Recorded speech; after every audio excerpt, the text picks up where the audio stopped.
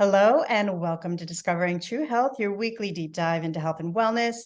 Thank you so much for joining us today. Before we get started with today's show, please hit that subscribe button below. It helps us out a lot, and you'll stay up to date on all our upcoming shows. You can also check out more information on our website, Instagram, and Facebook. All those links are below.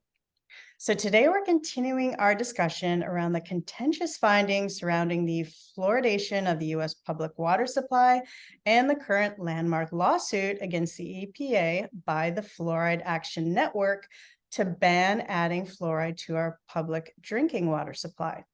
And if you haven't been following along with my series, America the Fluoridated and the Epic Times, definitely go check it out. There are a lot of moving pieces involved in this debate that I cover, and I will post a link to that below.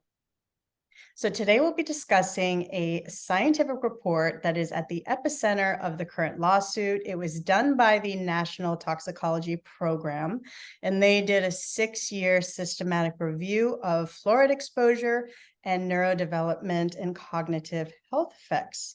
Now, this report is very important because it provides new evidence that supports concerns of water fluoridation and neurotoxicity and long-term health effects, negative health effects of fluoride exposure. And it's also been a source of controversy in the ongoing lawsuit against the EPA because internal CDC emails that were obtained through the Freedom of Information Act by plaintiff attorney Michael Connett showed that government officials, specifically HHS Health Secretary Rachel Levine and NIH Director Lawrence Chabak, interfered with and suppressed its release. Now, this is interesting because we have the EPA on one side saying, sorry, until this report is complete, we can't approve any petitions to ban water fluoridation. We really need to see this report. And then we have on the other side, the CDC and the HHS officials suppressing it and blocking its release. So the NTP report was forced to be released as a draft per the judge subpoena during the trial process, and it was made public March 15th. Most recently, a public meeting was held May 4th, where the Board of Scientific Counselors voted unanimously to accept the recommendations of their working group and finally move forward with a completion process. So this report is now one step closer to being finalized. We do have one more public meeting this Tuesday, actually, to finalize some verbiage around a statistic that they wanted clarified. So that will kind of be the final approval, and then it will move on. So today we'll be discussing the notable findings of this NTP report, and we'll be learning about the safety of fluoridated products such as toothpaste and what some alternatives are and how we can all reduce our fluoride exposure. My guest joining me today is Dr. Jack Kall, a practicing dentist for over 46 years and the executive chair of the board of directors of the International Academy of Oral Medicine and Toxicology, also known as the IAOMT. And their organization includes 1,500 members, including dentists, physicians, and researchers. And they investigate and communicate safe, science-based treatments to promote whole body health. Their motto is show me the science. And also Dr. Kall has testified at the May 4th NTP public meeting. So thank you so much for joining me today, Dr. Kall. I'm really looking forward to learning more about this topic. Thanks for having me. Now, I'd love to start with learning more about your organization. What is the IAOMT and what is the focus of your organization? So we are a group of mainly biological dentists, although we include some physician members and researchers, dental hygienists, and dentists from around the world. The greatest percentage of members are in North America, and particularly the United States. We were formed in 1984 as a nonprofit organization. And actually, at that time, we were really specifically focused on the issue of mercury fillings, also known as amalgam or silver fillings. And by chance, maybe a couple dozen of us had been at some seminars and had had a chance to kind of connect. So long story short, there was an initial meeting and we started growing our membership through word of mouth. And it's taken a long time, but here we are almost 40 years later to where we've expanded our topics to beyond just the mercury filling issue. And we're, I guess, in a broader sense, we're interested in the biocompatibility of the materials and techniques that dentists use. We use the term biological dentist, which is maybe another way of saying holistic or integrative. The the other concept of biological has to do with where it's more of an attitude. It's not a recognized specialty in dentistry, like oral surgeons, orthodontists, and whatever. But the concept is more looking at the root cause of why people are getting various dental diseases, tooth decay, gum disease, that type of thing. And also within that context, getting a better understanding of the oral systemic connection, which actually mainstream organized dentistry has taken a little look at some things that way, but mainly just focusing on gum disease and the concern about oral systemic connection. But as soon as you start talking about mercury or fluoride or root canal treated teeth, the wall goes up typically with most dentists and say, there's no problems with that. Yeah, that's it's interesting that there's this really strong kind of pushback. There's no, discussion. It's kind of like, well, this is what I learned in school, and that's the way That's it it. is. Yeah, it's all about how we're trained. And I think with as many years as I've been in the field, in my life experiences, people are just generally hesitant to change. They get comfortable in their ways, comfortable in their routines, their techniques, their favorite materials, whatever. And there's a few dentists around that get kind of curious and keep asking the whys and hows. But yeah, otherwise it's a real challenge trying to break the cycle of institutional inertia, like I like to call it, or professional inertia, just the dogma that pretty much directs and dictates our so-called standards of care. Yeah, it's this paradigm that paradigms are hard to shift once They we are. brain them. And it sounds like biological dentistry is kind of similar to a functional medicine doctor, I guess, Yes. where you do the Yeah. holistic and root cause. Yeah, on a number of levels, not only just our interest in why people are getting sick instead of, oh, you must be deficient in a specific prescription drug. Right. Uh, You're but deficient in fluoride. yeah, and then there's the kind of the almost the political aspect, just how organized groups tend to take care of things, take care of business, educate each other, and all. And there's usually these blinders on that keep you pretty much in the straight and narrow. So you've always got an uphill battle dealing with that. Well, we appreciate doctors like you and your organization for, not having those blinders on and, really taking the holistic approach. Because I haven't heard of a biological dentist until we spoke the first time. And I was like, this Mm, is wonderful. I had no yeah, idea there was a such thing. So yeah, it's yeah. really a great thing to know about. And we're going to post all their information below. And I think you have on your website, people can search dentists in their area if they want to find a biologist. Exactly. Some people will do a search on biological dentists, but if you want to get really specific, if you put in the IAOMT.org, and on our front page, there's Find a Dentist. You go to that, and there's various ways you can search, either by locale, trying to find somebody close to you. Our organization has various levels of certification. And so if you're looking for the ultimate in experience and certification, that's explained on the site. We have our introductory certification that we call SMART Certified Dentist. The SMART stands for the Safe Mercury Amalgam Removal Technique. And so patients that are concerned about any mercury fillings they have and having them removed safely you want to make sure that the dentist you go to is certified in that and following that approach. That's very important.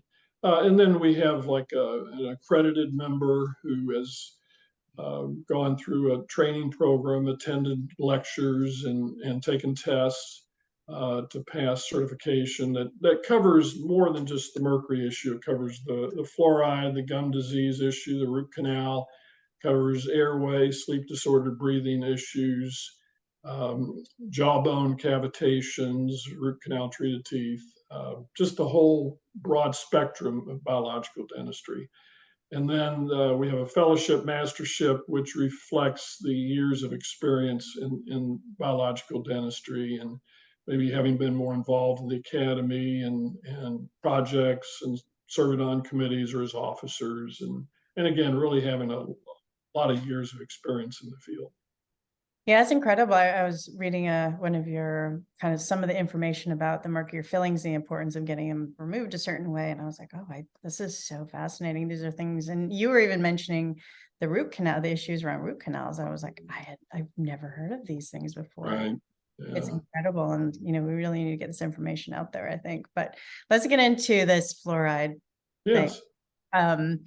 In my investigation into the fluoride debate for my series in the New York Times, I've reached out to both the CDC and the EPA for comment, and both of them, the reps have, instead of answering my specific questions, they've referred me to the draft NTP report, telling me that once it's done, it's going to answer all my questions. So in your opinion, why does this report carry such heavy weight in this debate and this lawsuit? Well, as you pointed out, the motto of the IAOMT is show me the science. Yeah. And so the NTP, National Toxicology Program, has been about reviewing science regarding various chemicals that people have exposures to. And I'm not sure when the agency started. I'm sure it was probably back in the 1960s or 70s. And over time, there's been focus on various chemicals to ascertain if exposure to these chemicals is of concern to human health in some way, and dive into the details of, does it make a difference of your age if you're exposed to things? That's why this area of neurodevelopment is so important, because we're talking basically about anything from the fetus on up to 20-year-olds, once the brain is fully developed. So neurodevelopment is focusing on those critical years in which the brain tissue is developing and maturing, and things that might interfere with that. And as a measurable assessment of that affect, for example, IQ.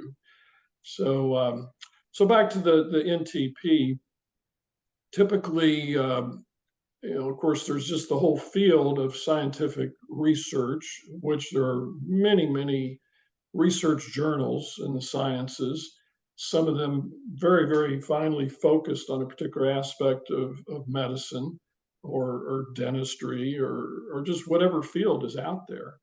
And so there are groups of experts that frequently are associated with universities that have developed reputations and probably have their PhDs in the fields of some aspect of toxicology, and maybe specifically the toxicology of lead or mercury or fluoride. And so over the years, of course, these investigators publish papers just to provide information to the public. And there's always that interest in answering questions, in the sciences, and particularly when it comes to things that could be of harm to people. So basically, the program's set up, and there's these periodic reviews, and typically they can take a number of years, maybe 4 or 5 years. And once the review is made, frequently there will be various types of studies done, and so the collection of all these studies, some type of a consensus is attempted to be derived, to where okay, this is of concern. And then it gets into the weeds of, well, how much would it take to be a concern? Is there any level that might be safe? So it can be a rather complex web of detailed information. And so the importance, again, is to inform not only the scientists, but then beyond that, of putting this information into action in some way. And that's where you then get into policymakers. Regulation. Yes, and all the various government agencies that then are charged with uh, maybe, if you want to put it out there, is protecting the public health. And of course, then there's the whole public health sector of our medical system. Interesting enough, some of which is based in the military. And so there's crossover between, typical classical government agencies and then even the military. And perhaps the history of that is just to add some level of rigor and discipline that military concepts bring with it into a field. Although science can be rather rigorous and very detail oriented and very follow the rules and what we know about science. Right. It's interesting you brought that up because the CDC had said, no, it's not the EPA, it's PHS that establishes these.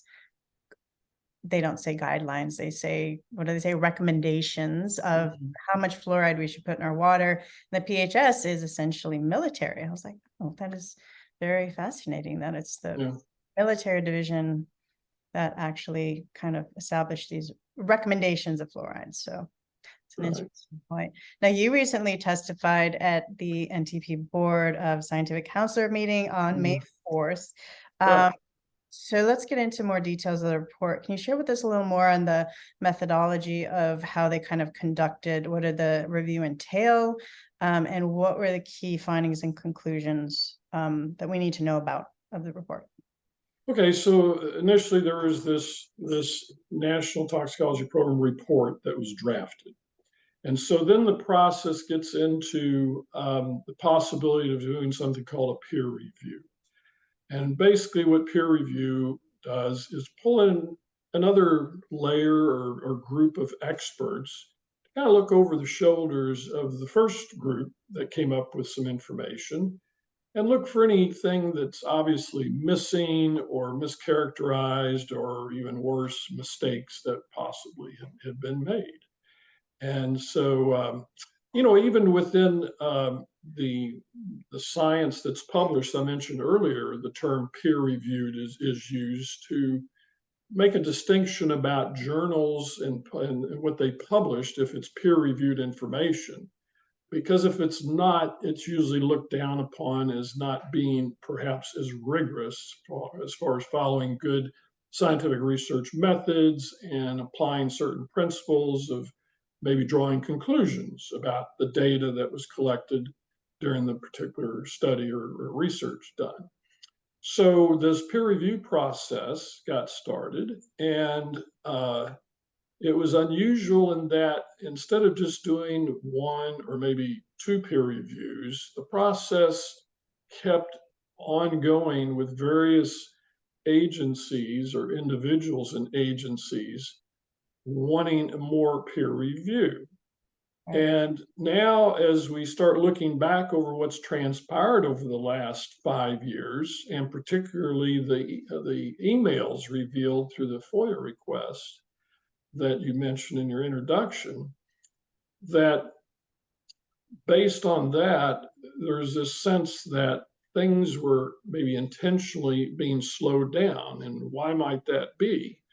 And one of the senses that some of us have that have been monitoring and following this issue, and even because of the lawsuit and how the lawsuit has put so much focus on this NTP report, that the phrase about fluoride being a neurotoxin was considered to be problematic for people or agencies who support water fluoridation. Because now all of a sudden, if you've got a scientific document that comes out and says fluoride is a neurotoxin, then it's like, whoa, what are we going to do with that? All of a sudden, there's going to be a lot of scrutiny applied to that, maybe a lot of concern, perhaps panic, confusion. And so I think the people in charge had that concern. And those entities who have been so pro fluoride over decades, since since it was started back in the 1940s and 50s, you get into, I guess, concerns about respect. And if you've been supporting something for so long and then all of a sudden it's discovered that, oh, that wasn't a real good idea. I mean, there was already this decision about a decade ago to lower the amount of fluoride put in the water. And a lot of people didn't even have a clue that that occurred. Yeah. But for some curious individuals, it was kind of like, huh, have we been getting too much fluoride? And was that a problem? Anytime you make a change like that, people will start asking questions. So again, this was going to be, I think, a bigger step with this NTP report coming out, acknowledging with, I think they use the term moderate confidence, that indeed fluoride is a neurotoxin. And isn't the moderate confidence, that's like the second highest kind of ranking, I think? Yeah, as far as moderate versus a highly confident, moderate would be somewhere in the middle. But usually that's at a level where serious scientists start asking some very hard questions about what's going on here. And if there's that level of confidence, shouldn't we be implementing some changes about exposure to this? So I guess the way I would put it is, now the stakes have been raised with that kind of language. And so, one could imagine that behind closed doors, there's perhaps a lot of concerned discussion that, okay, maybe that's not a correct way to characterize the concern about fluoride. So let's get some more peer reviews, and let's not go ahead and publish this report. And that's the thing to keep in mind. This report has not been published yet, and it's perhaps extraordinary. I think there was an NTP report relative to asbestos decades ago that ran into a little similar resistance, but finally was published. Of course, we know what eventually happened with asbestos. It was identified as a major problem, to the point that all of a sudden all these entities had to develop regulations regarding the discontinuing the use of asbestos, as well as mitigating any kind of exposure to it, particularly for workers that would go in and, let's say, do a remodel on a structure that had asbestos incorporated in the original building supplies. So we And saw the same kind of delay or dragging of the feet with verbiage and trying to, delay and figure it out, kind of similar to asbestos that we're seeing with fluoride. yes. And but I would say with fluoride, it's been even worse now. We're up to, I think, 4 or 5 peer reviews. Yeah, just to give you, let me run down the list. Yes. There's been 5, and this is per the court documents. So in 2019, 2020, peer reviewed by NASM. Is that how you say it? NASM? Yes, NASM. And then from 2020 to 2021, again, peer reviewed by NASM for another year. Then from 21 to 22, peer reviewed by 5 external peer reviewers. And then from July 2021 to July 2022, various entities of the HHS reviewed it. And then the scientific Board of Scientific Counselors have also reviewed it as well. So yes. And so it's kind of like, how long this looks like kicking the can down the road. Yeah. And particularly with the revelations from the emails in regarding to Assistant Secretary Levine and what's going on with that, it's just things are not looking like they should, as far as how agencies conduct themselves in protecting the public health. And it's just very frustrating. And so thankfully, the BSC did vote to encourage the final publication. In other words, they accepted the working group's report, which I need to be careful with my language here. In accepting the BSC's working group's last report or peer review with that one correction, Yeah, it was that then basically what that does, that opens the door for a final decision of publishing the NTP report as a final document. And again, the significance of that is back to the lawsuit. I listened to the recent judicial hearing, and the judge was very specific. This is about the science, and that's why he put out the subpoena for the release of the draft, because without and the crazy thing is that HHS had the draft, it was available, and it's just that they didn't want certain individuals to have the information that was contained in it in an official way, and perhaps maybe as concerned as the effects of this lawsuit, depending on how the judge might rule on it. So fortunately, the judge saw through this delay and just put out the subpoena. Now things can move along. Even if it's not published, at least there's a draft that can be discussed and dealt with. And it's been approved by the working group. They're doing that final IQ statistic meeting just to clarify that verbiage. So, and hopefully with the revelation of these emails, now the spotlight is on the individuals that are going to be responsible for getting this published.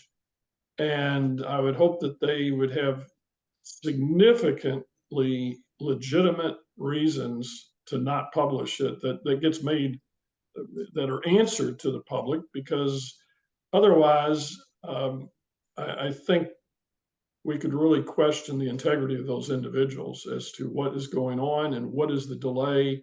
That it's gone through all the hoops and all the reviews, peer review and all.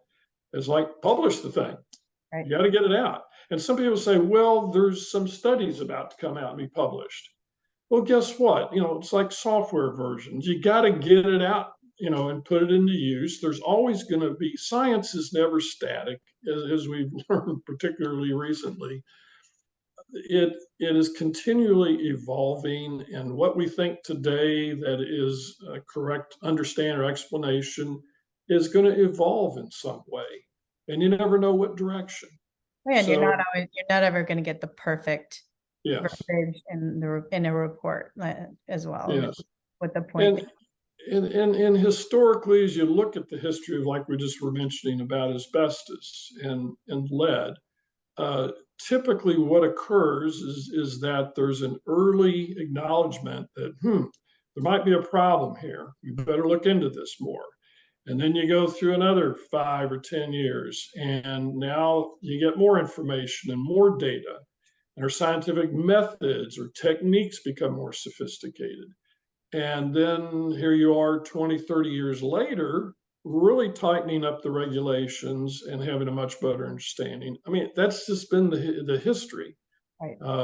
It's frustrating, I think, for those of us that are not scientists or doctors. We're just citizens who can't participate, or are kind of sitting back and watching this process and hoping the powers that be make the right decision.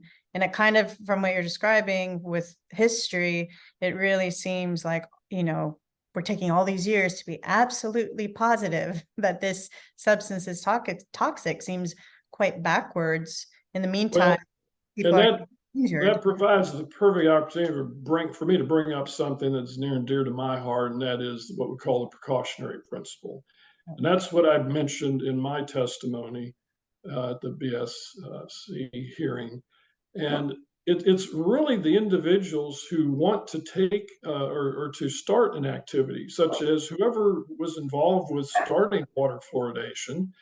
Those individuals should be the one who have the responsibility of clearly documenting and proving the safety. And okay, maybe something initially would come out looking safe.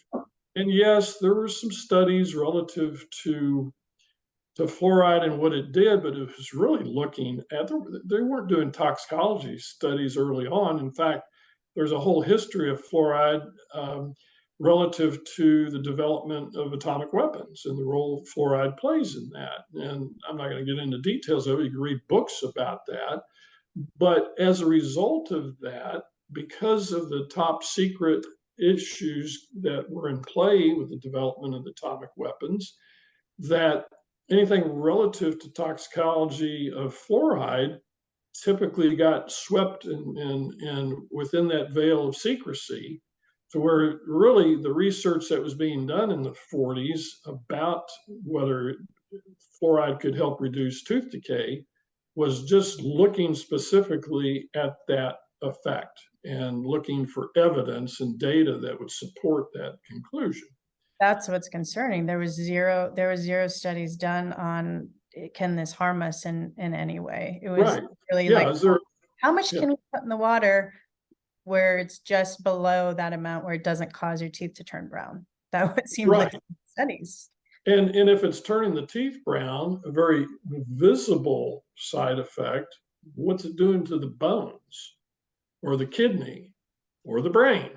Who's looking at that? And of course, back then, nobody was looking at that. So here we are today with, fortunately, more scrutiny being applied and looking at this, this horrible effect of the neurodevelopmental toxicology that when you get into affecting the IQ of individuals, I think we're talking about a major implication and negative effect that there's, even if you prevent 4 or 5 cavities in an individual, if they've got a drop in IQ of significance, is that a worthy trade-off? You put that to most parents, and I think they will say no.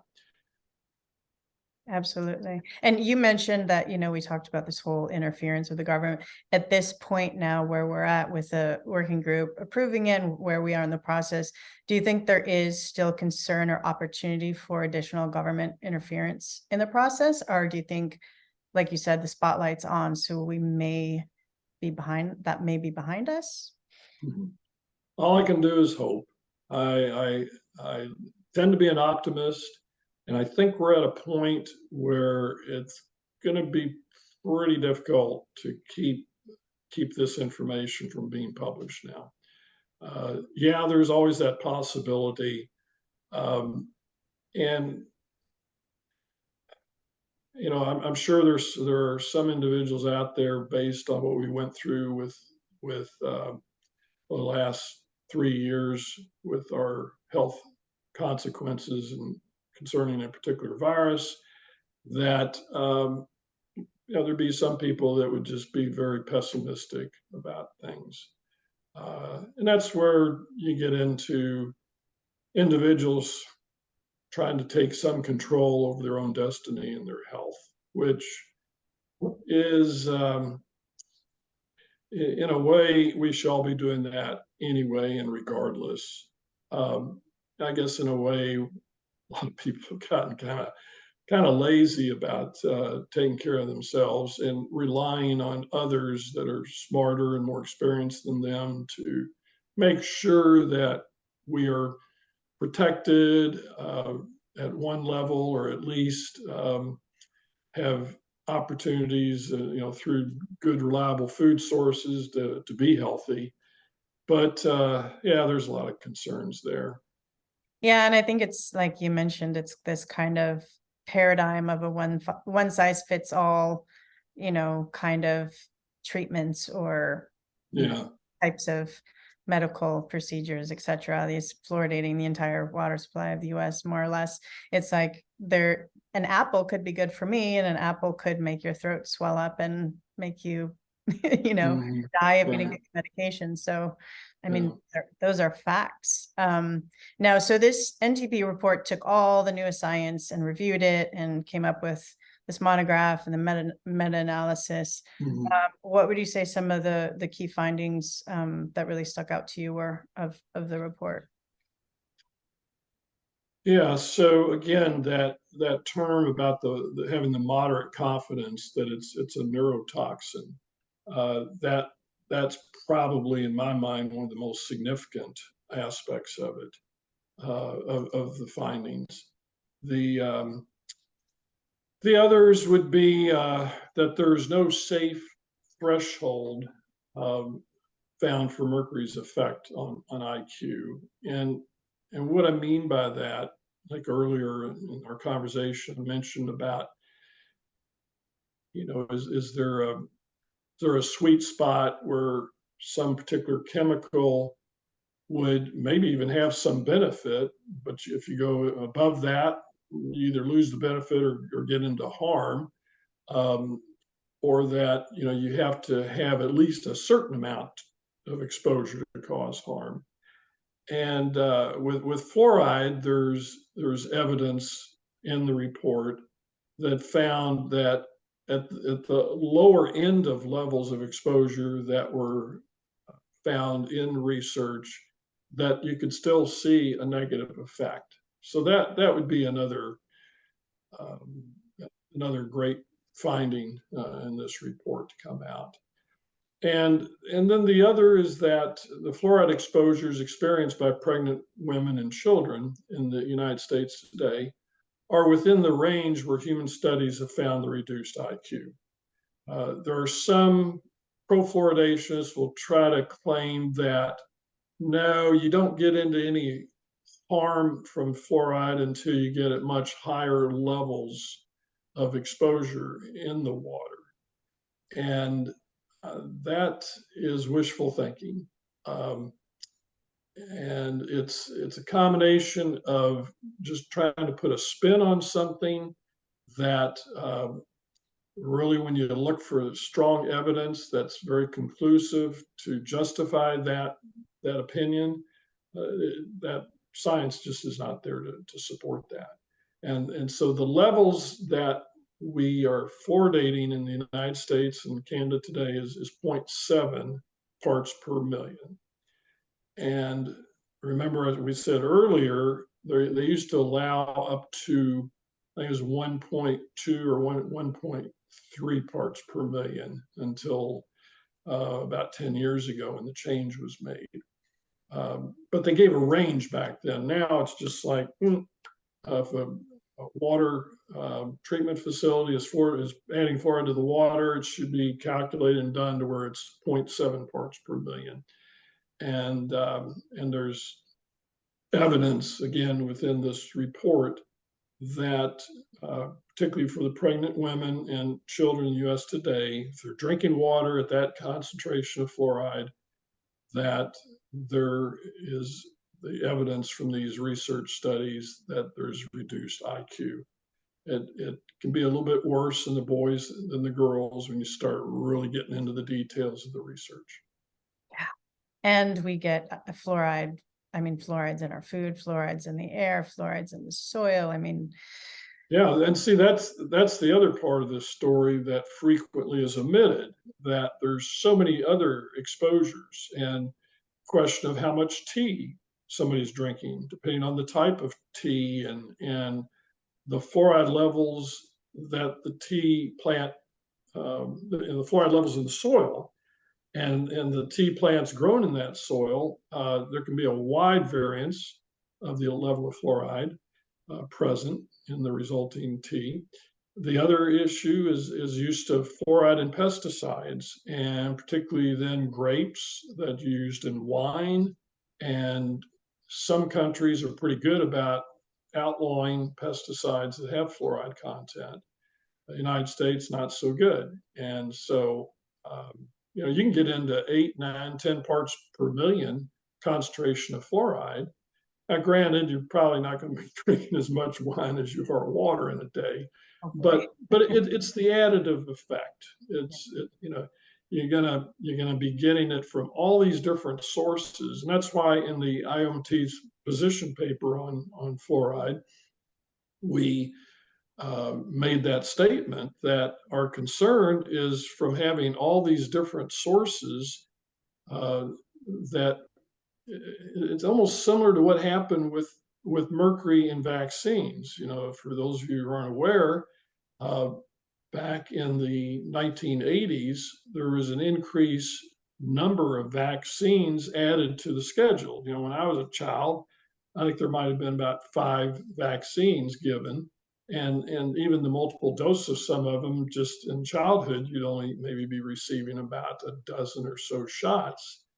Whereas as we got into the later 80s and 90s, there were many more vaccine injections provided to put on the vaccine schedule. And it didn't appear that anybody was paying attention to all the extra mercury added as a preservative, a material called thimerosal. And all of a sudden, when people started adding up, and particularly a newborn, you know, still in the hospital before they're sent home, they receive several vaccinations, and you add that up, and it's all about the body weight. You know, you have an infant that weighs 7, 8, 9 pounds, and the amount of fluoride going into that compared to an adult, all of a sudden that's such a large amount that for dosages in infants and children, nobody was paying attention to that. So fortunately, the American Academy of Pediatrics, even though they did it in a way that they didn't want to admit any kind of possibility of harm, they talk like, yeah, thimerosal is okay, but you know, it's kind of like we're just going to be on the safe side and reduce or eliminate the use of thimerosal in a lot of these vaccines.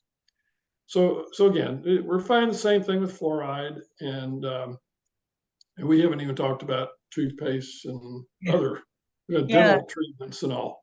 And that's one of the biggest arguments with the pro-fluoride groups is this, you know, it prevents tooth decay. What is yourself and your organization? You've done a lot of extensive research on this. Now it's being said that topical is good. What is your take on the association between fluoride and tooth decay? And then we'll get into yeah. So let's be clear. The research does show that the topical, meaning you place the fluoride on the form in some way, toothpaste or dental materials that the dentists have, that when it's placed on the tooth structure, that there is a change in the enamel that makes it a little bit more difficult for that enamel to decay or to demineralize. That's what the decay process is, which is typically caused by acids that are produced by certain types of bacteria. And those bacteria happen to thrive off particularly sugar or refined carbohydrates. So basically, sweet things will feed the bacteria, which then the bacteria make more acid that then demineralize the tooth. So the root causes of dental decay?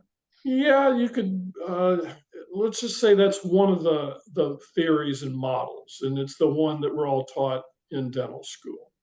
And it's this topical phenomenon that occurs right at the surface of the enamel, and that acid and produced by the bacteria as a result of the sugar, and that all occurring right there on the surface with time can shift to a situation in which there's more demineralization that eventually over time will result into the softness that then is a cavity or a hole in the tooth that needs to be cleaned out and repaired.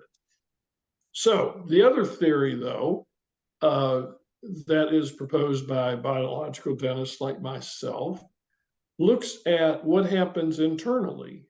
In other words, as we consume the sugar, and actually some of the studies done on this were to inject sugar into the test animal and bypass the direct contact in the mouth and see what happens.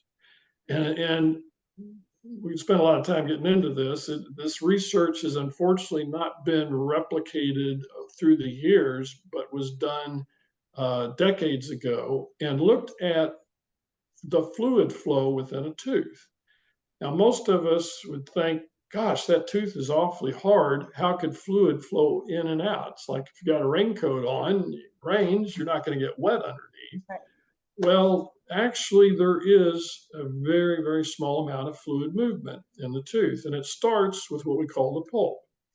So inside the root system of the tooth, which is in the bone, blood vessels enter into the what we call the apex of the tooth, which is at the very end of the root, away from the furthest away from the chewing surface. And as the blood circulates to the inside of the tooth, carrying nutrients into it, the next hard part of the tooth that surrounds the pulp chamber, or the root canal.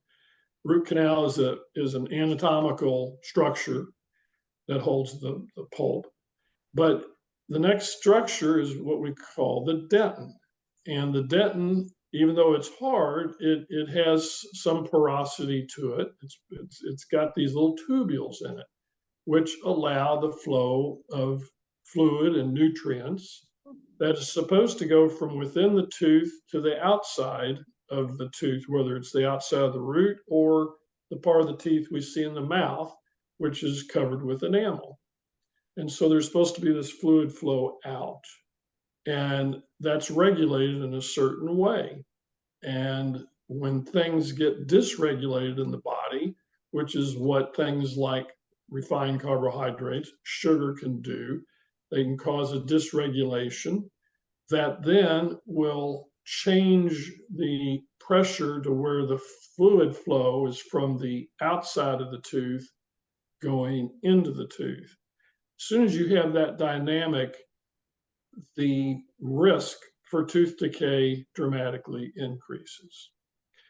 And this is tied in with, without getting into a lot of biochemistry and physiology, it ties into a concept called oxidative stress, which has nothing to do with stress that you and I engage in when we get out and drive somewhere, or other things in our lives that cause that kind of stress. Oxidative stress has to do with actually the results of our body creating energy in our mitochondria, which are these little organelles within cells. And so our bodies are constantly making this energy called ATP is the molecule, the energy molecule. But in doing so, waste products are created. And as long as the body has adequate levels of certain minerals and nutrients, the process runs pretty smoothly, because that waste created by the oxidative stress can be neutralized very easily. And then we are in health. And it's when the nutrient levels are deficient, particularly certain types of minerals like magnesium, copper, and other things that are important for good health, that things get dysregulated, and then the oxidative stress is worse, meaning that the products from the oxidative stress are not well controlled, what we call free radicals, or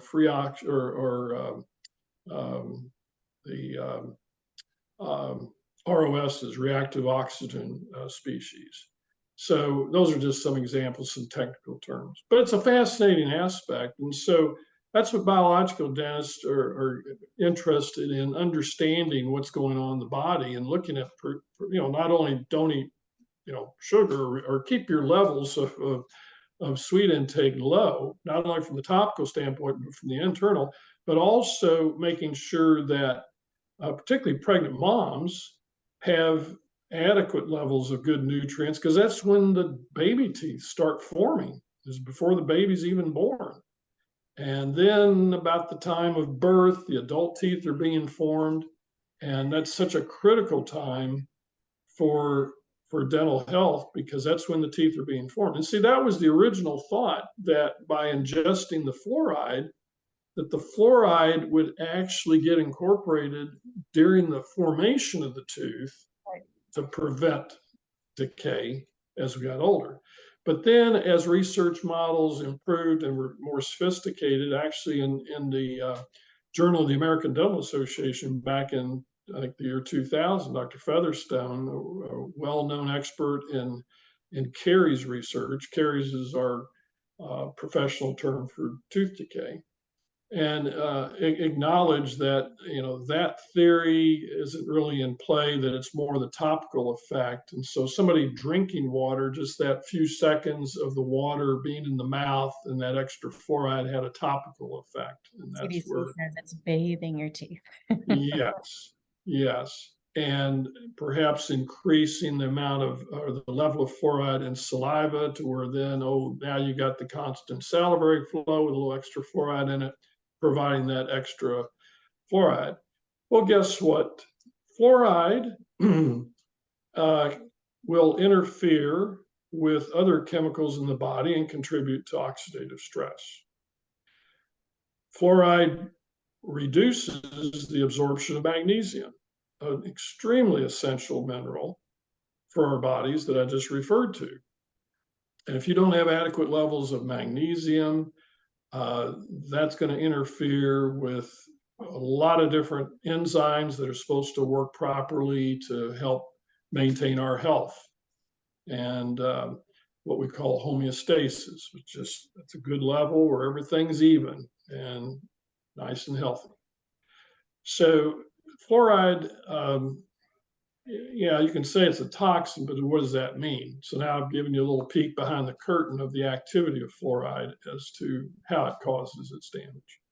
That is fascinating. I had no idea. We kind of think of our teeth as these just solid things in our mouth. Yeah. But it's actually a part of, like, I didn't know there was kind of this flow in and out of our teeth. Right. It's a vital, yeah. We think, yeah, we think of it as this inanimate, non-living material, but to polish it on the outside, and that's it. yeah, but yeah, that's just really an outside way of looking at your tooth. When you look at the inside, it's a dynamic organ in our body. Wow, that's incredible. And so the fluoride, since it's a toxin and it's supposed, the way, kind of the CDC describes it, from what I've read, it's supposed to kill the bacteria. But is it similar to this idea of taking antibiotics, how antibiotics kill the good and the bacteria in our guts? Where is that similar Right. with our oral? Yeah, yes. So that now you get into a dysbiosis problem of upsetting the microbiome. And your analogy, I think, is spot on. You don't want to be mass killing parts of your microbiome on a regular basis. So when you get into water fluoridation, that's every time you chug some water, plus then all the additional exposures that we mentioned earlier. Right. So it's more about just keeping your nutrients high, all these other minerals that we need. It's holistic health, really. That's going to keep our oral health good. That's right. Unbelievable. And that's not how we're kind of taught to think about it. So this is really, really incredible information. And so it sounds like we don't even need toothpaste. Absolutely fluoridated toothpaste. Sounds like it's going to destroy everything. Actually, I make that comment a lot of times to my patients, is that, everybody says, well, what toothpaste do you recommend? And it's like, well, you don't really need it. The main reason a lot of people use toothpaste, well, this goes back to marketing back in the probably the 50s and maybe even earlier, as far as just the whole concept. And it, some of it had to do with either doing something to help prevent decay or freshen up the breath. That typically was a concern for a lot of folks. Or if there's an accumulation of stain because of people consuming pigmented beverages, coffee, tea, red wines, whatever. Smokers, of course, stain from that. So, if somebody has those kind of habits and intakes, they might indeed want to be using some kind of a product. Some people just use baking soda, as far as something that'll help reduce the stain. And the nice thing about baking soda is the pH is such that it'll help neutralize acids for a short period of time that's in the mouth. I use So that, coconut oil. I'm sorry. I use coconut oil. Well, yeah, and so let's talk about all the different, I mean, the ingredients, and a lot of it gets down to what problem are we trying to solve? Right. That's the question I like to ask. Because again, I try to personalize, and that's what a lot of biological dentists do. We try to personalize our approach to patients, not the one size fits all. It's like, okay, what is it that is a particular concern or a disease state that you're already experiencing that needs to be controlled? And I like to make a distinction between a therapeutic approach versus a maintenance approach. Maintenance implying that we have good homeostasis, a good balanced microbiome, and the lack of disease. We've got good health. And now we're just talking about kind of fluff issues, if you want to freshen your breath a little bit. But we want to be careful in that we don't use ingredients that are going to contribute to dysbiosis or affecting the balance of the microbiome, or have some other deleterious effect. Even though you might not be swallowing it, there's some things that are absorbed through our mouths, because the lining of our mouth is what we call a mucous membrane. It doesn't have the same, I guess, barrier effect that your skin has. And as we know, there's certain medications that purposely are supposed to let dissolve or hold in the mouth under the tongue, the sublingual It's very area, vascular, our mouth as well. very vascular and porous, to quickly absorb a particular agent that will have a quick effect then. And so, again, we've got to pay attention to what it is we're putting in our mouths. And that's why I kind of go with the rule of thumb of the more basic and simple as possible. Now, some people will toy around with maybe applying, some minerals, like a little calcium preparation, or maybe some vitamins like some CoQ10 or things like that have been shown to be beneficial. And that could be a fine product to use, kind of neutral in a way, and what I tend to put in the maintenance category. The therapeutic comes in to play, in my opinion, when we have a patient that presents with gum disease, a lot of tooth decay going on that's just out of control, and now we've got to have like a major intervention. And so maybe for a defined period of time, whether that be a couple months or a couple weeks, depending on the severity of the condition, we want to start moving that person back into a healthy state. But we're going to be doing, at least I'm going to be recommending a whole lot more than just what toothpaste or dental products are using. I'm going to be talking about their diet and maybe insufficiencies in those diets. What kind of food are you eating, and are you getting these nutrients that are so important to reducing the oxidative stress? Because when it gets right down to it, the gum disease, the tooth decay, really, from my viewpoint and in my opinion, the root cause gets back to this oxidative stress. So how do we deal with controlling that? And typically that really involves the diet at a core biochemical basis. Now, certainly life's not that simple.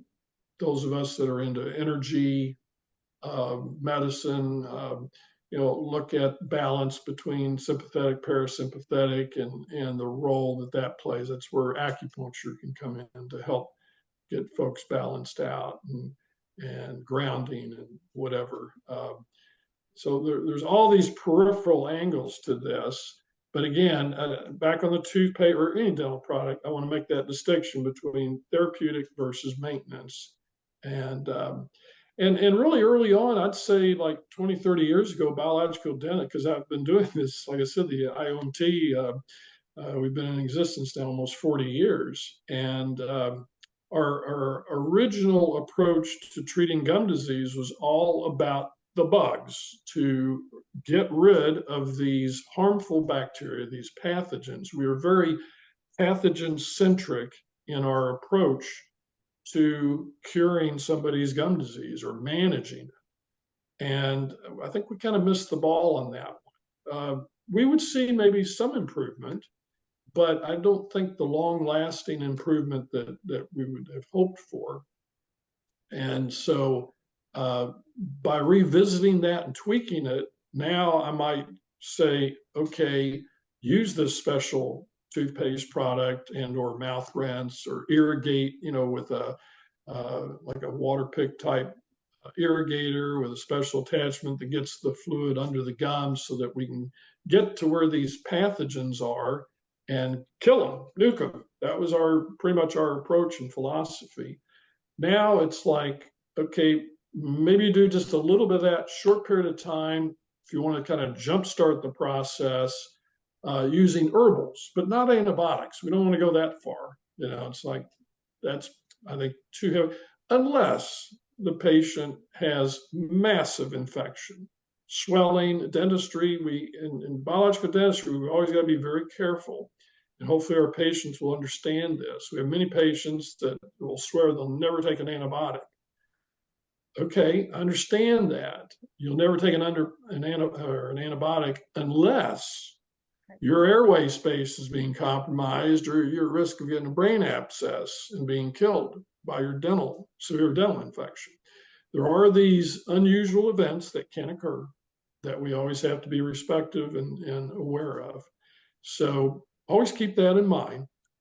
You got to have that last resort plan, but again, last resort, not first. So various herbal remedies, the coconut oils, the oil pulling, then yes, for a limited period of time. But you got to get to the root cause, turn around that oxidative stress, create an environment that these pathogens, these bad bacteria don't like, and get their levels reduced. It's okay to have some bad bacteria around. Right. It's part of the balance. Right. Yeah. That's incredible. Now, back to toothpaste real quick. What if parents listening have young children and they're using fluoridated toothpaste? What would you say, or what should they know? Well, I think it's very important. When you say young children, let's define that, particularly under the age of 6, 7, where the ability to control, for the child to control how much of something they're swallowing. And of course, when you tell them don't swallow this, but it tastes good, and see, that's what many of the toothpaste companies. Yeah, they make all these wild flavors, and they try to remove any negatives about the toothpaste, make it a fun activity. So the intention is all good, but the results can be problematic in that then the child might have a tendency to swallow it. And if it is a fluoridated toothpaste, then they are really increasing, and not only getting the absorption through the mucous membrane we talked about earlier, but now it's getting into their gut and a greater rate of absorption into the body. And so particularly that young age group, it can be real problematic. In my opinion, I recommend not using a fluoridated toothpaste. Well, really for anybody, but particularly at that age group. And maybe the older you get, the less problem it might be, because then you can know to swish and spit it out. But then again, my whole point is you're following a whole different philosophy of health if you're using such a product. Right. There are alternatives. If you're having problems with tooth decay, get to a biological dentist and come up with a plan. And again, it's like get to the root cause. Now, within the root cause, there's all these variabilities. I mean, there's people, particularly as they get older, they don't produce as much saliva. Saliva is a fabulous protector of the teeth against this demineralization process that leads to tooth decay. So if somebody has dry, and by the way, there's quite a few different medications, prescription medications that will induce dry mouth. And so if you're one of those unlucky ones that are stuck on something that's creating the dry mouth, then you got to get creative and figure out ways to deal with the dry mouth. Now, I had a personal situation in which I was noticing during the night my mouth would dry out. It turns out I'm a mouth breather. And so I got hold of some mouth tape, of which there's numerous brands. The one that I found, which has a little opening right here, so the tape fits around the lip, and if you put it on properly, it just keeps your lips pulled together without actually having tape on. And some parents even use such an item for their children. And of course, well, the first time I heard of that, I thought, oh my gosh, that's not a good idea. Yeah, Right. not a good idea, not a good image. And particularly if the child really is stopped up, and you get into perception, communication, and proper assessment. So this idea of having the type of tape that does not totally cover Right. the opening in a way that this allows, and actually I can still sip a little water if I wanted to. Of course, I don't feel the need to because I'm not dried out like I used to. And so the whole idea behind or the concern of the dry mouth, like I said, saliva protects against tooth decay. So you got to come up with creative ways then of somehow replacing the saliva or getting a person to salivate a little bit more. And there's various types that they got to watch out for the ingredients in some of these mints, but there are some very specific dental products that they'll even have like a calcium phosphate material, something that is active to help remineralize tooth structure that's in a little spray bottle. And a lot of different brands out there, but they will help not only just remoisturize the mouth for the person's comfort, but also maybe apply an ingredient that can be helpful. And this might be a good time to bring up the whole issue about xylitol. Okay. So Talk about that. xylitol has been viewed as a great alternative to the use of fluoride. Xylitol is a sugar alcohol, so it's sweet, but it doesn't work the same way as our other sugars do. And the bacteria cannot metabolize xylitol, and they can't feed off of it. They can't get energy. And so it creates, if there's xylitol in the mouth enough times during the day to have a certain level present, the bacteria, it doesn't kill the bacteria, but creates an environment they don't like. So typically it can help reduce those levels. Certainly something that I'd put into that maybe therapeutic category. Now the big question is there a problem with having xylitol and a maintenance, a continual exposure? You have the good bacteria as well. You don't want to throw. Yeah.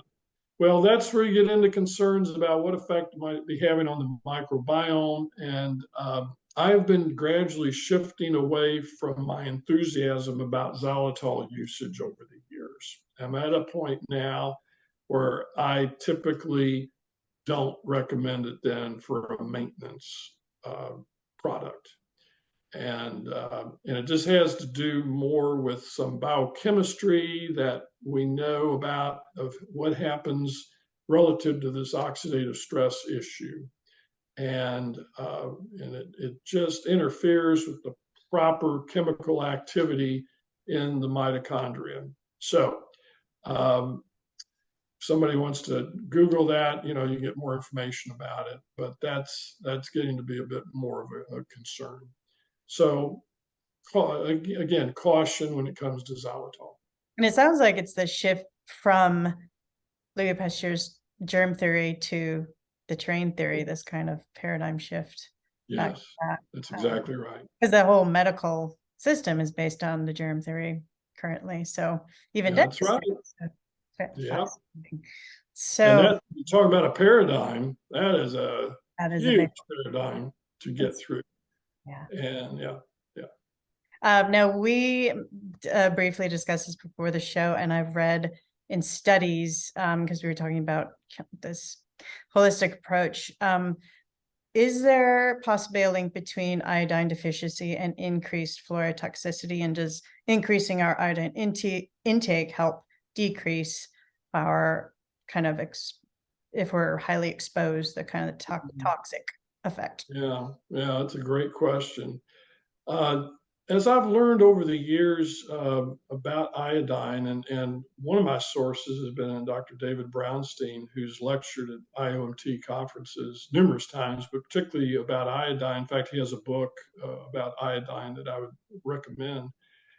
And as I've heard the story from him and other physicians, that apparently in our medical training, that there's, I think, a lot of I don't know if fear is too strong of a word, but just let's say caution when it comes to iodine, about making sure that people don't get too much. And you know, that might, and see, that's an interesting thing where a certain amount is okay, but you start getting into these higher amounts, and maybe then other problems start showing up, and the way iodine might interact with other chemicals. And it's interesting there, if you look at the periodic table of chemical elements that we all saw in our high school years and perhaps college years, that the group called the halides, of which fluoride is one of them, as well as iodine. And so there's these similarities, but still distinct differences. There's still two different elements. And I've heard some people indicate that iodine could be an antidote to fluoride excesses, and a way to help counteract somebody who's had too much exposure to fluoride. And we haven't brought this up yet when we talked about other sources of fluoride, but more accurately, the element fluorine, which is just the pure element. Fluoride is when something very small but significant has occurred to where it's no longer just a neutral element. So fluorine is added to a variety of medical drugs, and even general anesthesia. In fact, when you look at the greatest exposure, as far as what we call an acute, a very short period of time, high level exposure to fluorine, would be from general anesthetic. So I would caution any of the viewers, consider if they have to have any kind of procedure done, which they have to be administered general anesthetic, put to sleep, you can ask the anesthesiologist, is it possible to use a non-fluorinated anesthetic? And hopefully you'll have an anesthesiologist, like I did, open to that. I recently made that request, and it was honored without question. So, and then you can argue about, well, you know, what's worse, a long-term chronic exposure to a little bit, or, you know, a one or a couple time exposure to very high levels. And that's where you get into the deep weeds of toxicology. And, you know, each type of exposure certainly has its negatives. It's just at what point, you know, and the acute, it's at over what level, you know, will it have a kind of a permanent effect, if you will? Or in the case of a low dose exposure, what period of time? And what's what we call the half-life of a material in the body? So our bodies have natural abilities to detoxify various agents that could be harmful. And if our detoxification processes are operating properly, adequately, then humans can put up with a fair amount of exposure, a lot of nasty things. But over time, you know, that can reach limits to where then you have these long-term effects. Right. And I've read that fluoride is cumulative. We don't encourage all of it. And speaking of detox, are there ways we can help if you know, we've had high exposure? Can we help our body detox from fluoride? I think a lot of it gets back to that oxidative stress and doing everything possible to return to homeostasis. It's like, you know, something got off the rails in the first place, something out of balance, and the person got ill from whatever deficiency state and or excessive toxin exposure. And then it's a matter of, adequate hydration, exercise, lymphatic drainage, all the things we know about in holistic health that can help our bodies to detoxify naturally. Good quality sleep, these are all very important functions or opportunities for our bodies to be able to detoxify as they were built for. Yeah. So supporting all those processes with, again, good diet and supplying the raw materials that our bodies need to reduce the oxidative stress. And again, remove the exposure. Right. And speaking of that, what would some of your, since we are exposed to air, soil, water, pharmaceuticals, beverages, teas, etc., what are some of your top ways that you'd recommend to help reduce exposure? Well, particularly to fluoride, I think the biggest one I just mentioned about avoiding a general anesthetic that has that. The other is to be aware of any prescription drug that's prescribed to you, to do a little looking up the name of it.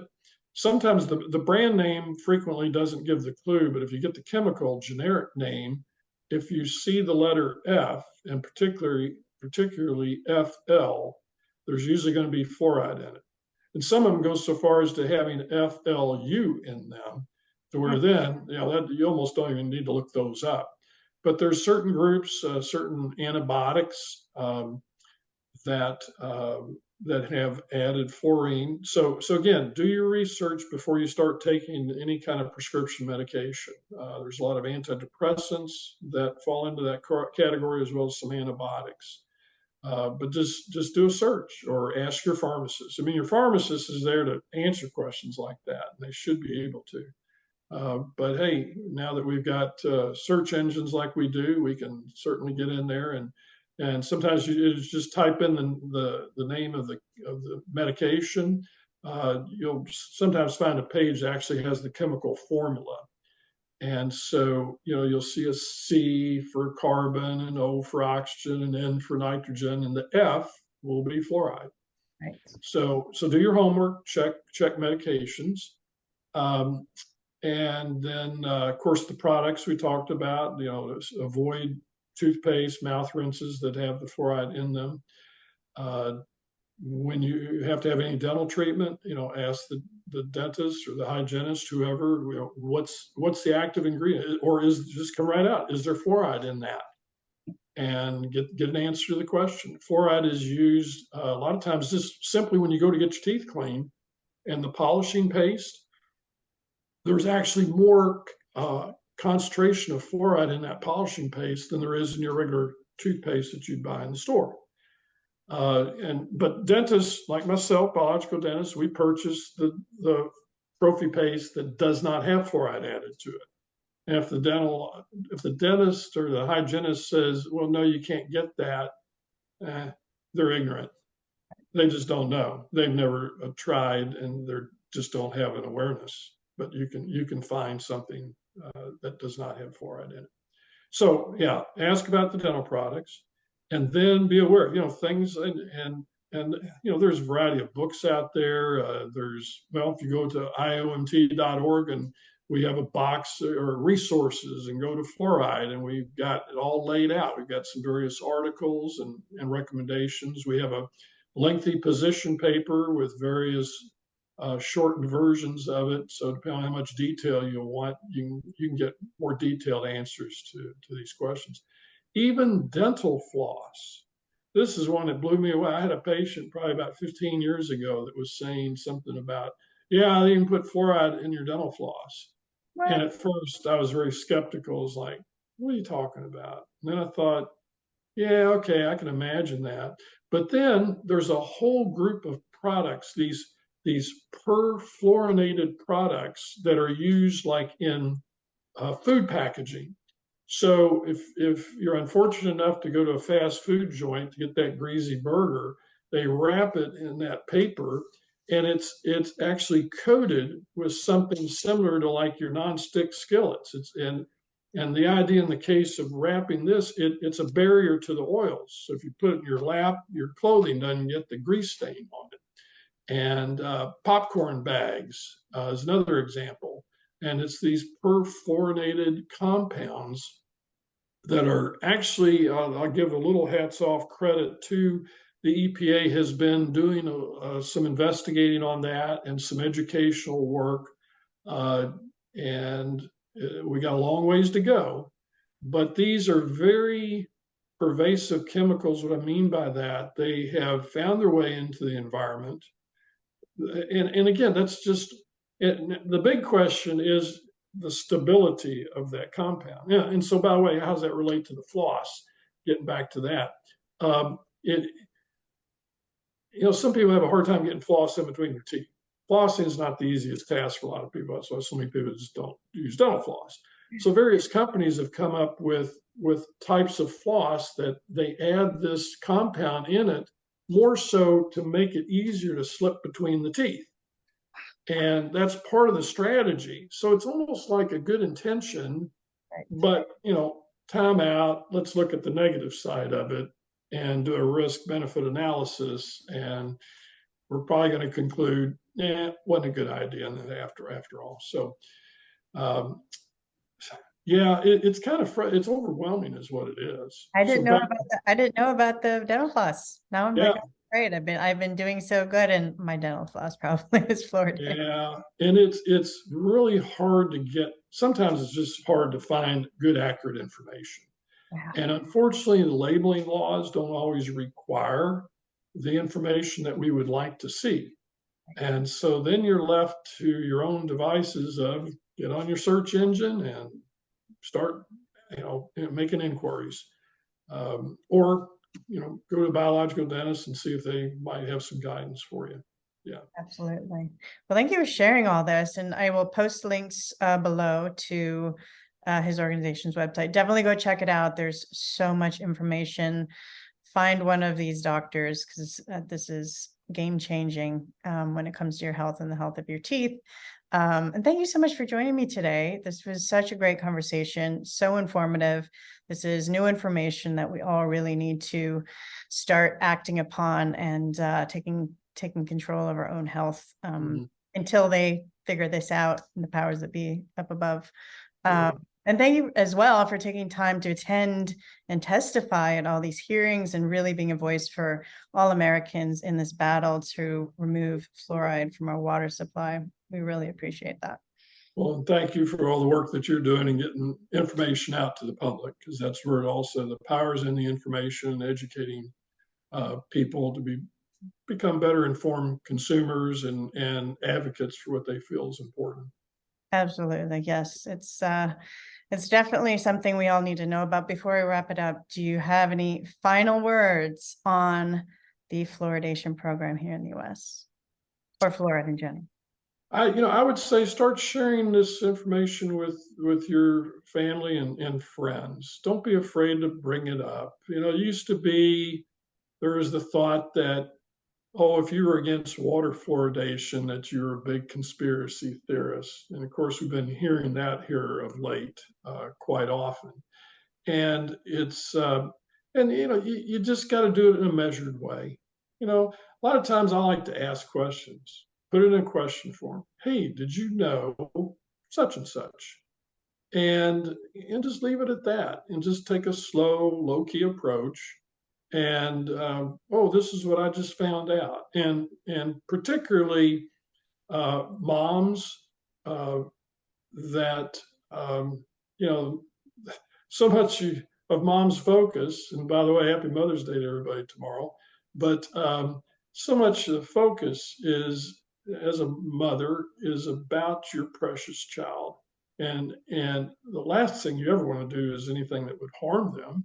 I mean, quite the opposite. You're always thinking, how can I help my child become, the best possible person ever, health wise and just in every way of life. So, so I would encourage people just to, again, educate yourself, get at least some confidence that you have to where if you're going to share some information with somebody, that they might come back with a really good question, and it'll be a learning process for sure. I face, hey, when I first had to deal with this issue back in the late 80s, early 90s, it's like I thought, okay, mercury, at least back then we knew that there was obvious poison. You would want to avoid exposure to that. So I felt very comfortable arguing with my colleagues about the safety, the alleged safety of mercury fillings. When it came to fluoride, it was like, oh yeah, there wasn't much research back then to really support our concerns. And and what are you going to say? And so I felt very, very inadequate as far as trying to bring this up. So basically, I didn't. and now that I know more, that's why I like to link up with folks like you, Christy. They're trying to get the word out and educate. And so I'm ready to talk and be an advocate for reducing exposure to fluoride. So share these concerns with family and friends. That's my closing advice. Beautiful. And we appreciate you and all the work you're doing. And yes, I can't imagine. You've been at this battle for so many years. I'm just kind of jumping in at the tail end of it when it's kind of coming you gotta start. Hey, you got to start somewhere. Exactly. But thank you again. Yeah, you're welcome. Thanks. Remember, knowledge is power. The more you understand about your body, the better you're able to stay healthy and prevent disease. And if you like this video, please like and share it with others. This information could really help someone you may know. If you haven't already, hit that subscribe button and be sure you don't miss out on our future shows. And I will see you all next Wednesday on the next episode of Discovering True Health.